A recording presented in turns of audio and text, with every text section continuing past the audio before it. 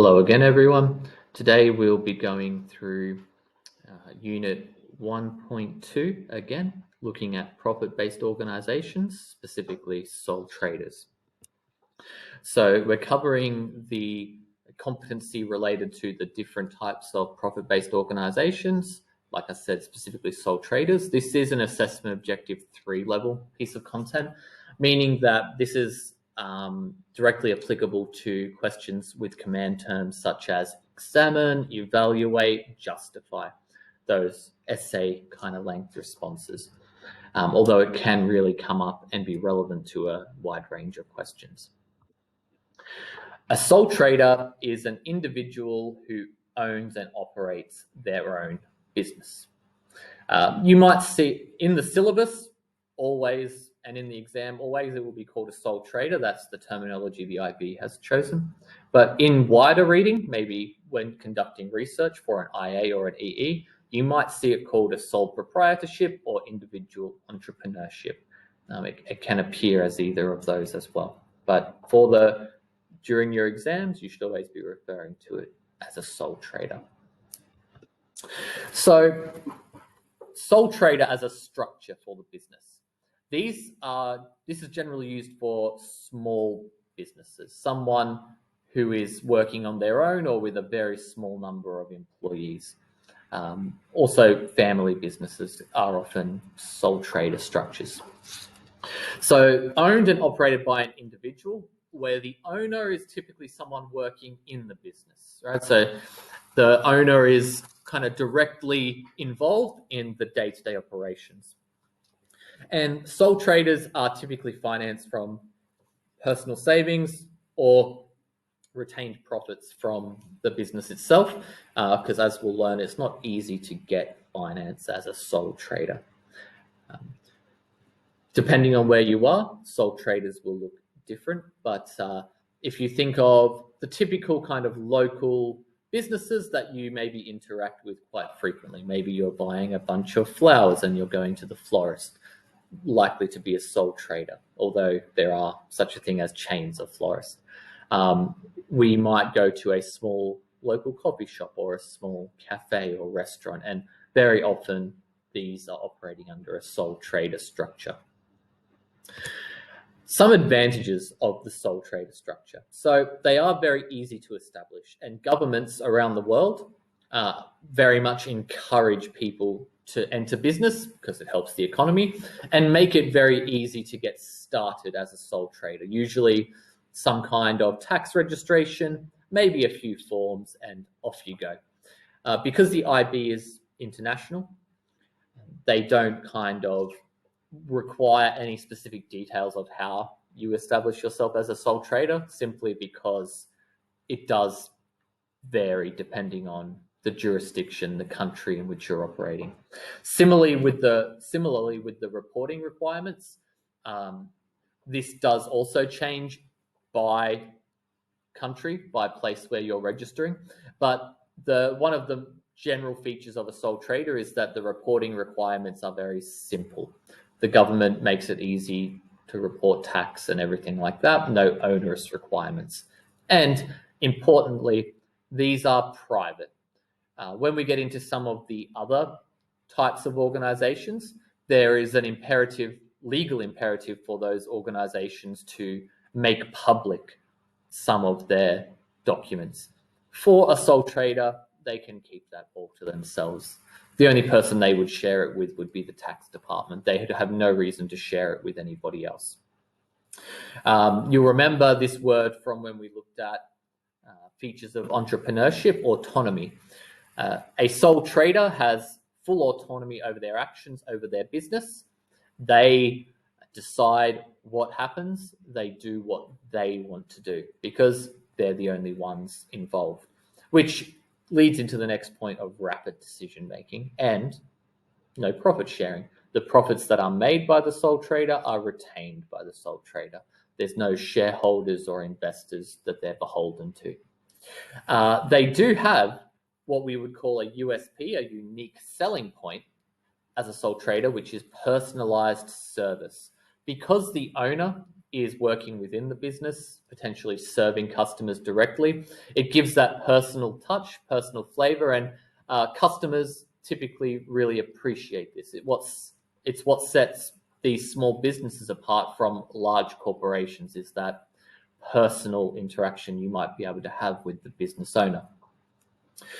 There are, however, some disadvantages, and some of them should really not be understated. Some of them are really quite serious. The first one being probably the most serious, which is unlimited liability. What this means is, with this structure, the sole proprietor, the owner, has unlimited legal liability.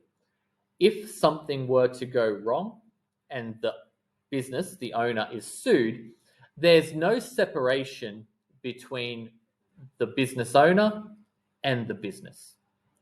So if we do a little bit of a hypothetical, someone selling fried chicken in their small store, they unfortunately undercook some fried chicken, someone eats it, they get awfully ill, and they decide to sue. The business itself, it's just a very small fried chicken stand. There's not really any money in there. And when the damages are awarded, they find, okay, there's no money within the fried chicken shop, but the owner has a expensive car or a house. They have to use those funds outside of the business to compensate. So this is quite a big problem for sole traders who operate in, we could say, risky areas, or areas where there's the potential for lawsuits, is that their private assets, their private funds outside of the business can still be essentially attacked, legally speaking, and taken, legally speaking, if something happens to the business, if the business goes bankrupt.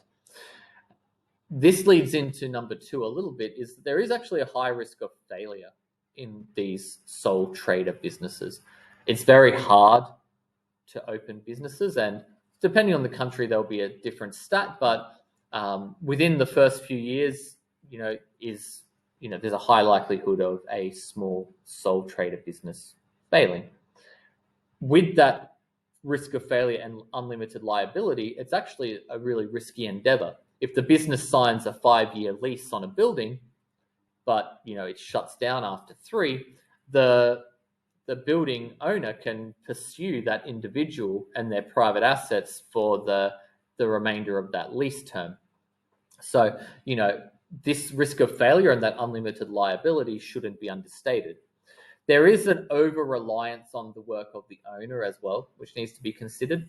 The owner, as one of the primary workers within the business, means that if something were to happen to the owner, if they became ill, it can be hard to continue the operation of that business. It can also damage resale value of the business in a continuity perspective. The business can be kind of built around the personality and the style of that sole trader, and just replacing them with someone else might not really be an option. So if that owner wishes to retire and maybe pass the business on to one of their family members, it can actually be quite difficult to do. There's also really limited growth prospects. These businesses tend to be small in scale and stay small in scale unless they change structure. And quite importantly, there's very limited options for finance. Banks are not very open to business loans for sole traders. They don't get good rates, or they straight up are refused finance. So growth. A successful business won't stay as a sole trader forever. As they get larger, they will outgrow this structure, right? So they'll bring on more employees. They maybe will find people willing to invest who want to take a stake in the business as an investor. And so the owner, when they are faced with this, will have the question of how they want to grow, or even if they want to grow, which is a topic further in the unit of methods of growth. This situation does often come up in exam questions, where a business is facing a decision about how they're going to grow, and you have to consider in those scenarios both the suitability and the desires of the owner to figure out which method of growth is going to be most suitable. Some people who are sole traders are not going to be well suited to a corporate structure and, probably should stay as a sole trader. Others have the skills, the knowledge, the desire that makes it worthwhile to change from a sole trader structure to another structure. In the next video, we'll continue with profit-based organizations by looking at partnerships, which is really the next step up from being a sole trader. If this was useful for you and you want to learn more from Unit 1, jump onto the playlist and see which other videos take your interest. If you want more updates or to support the channel, please like and subscribe. Thank you.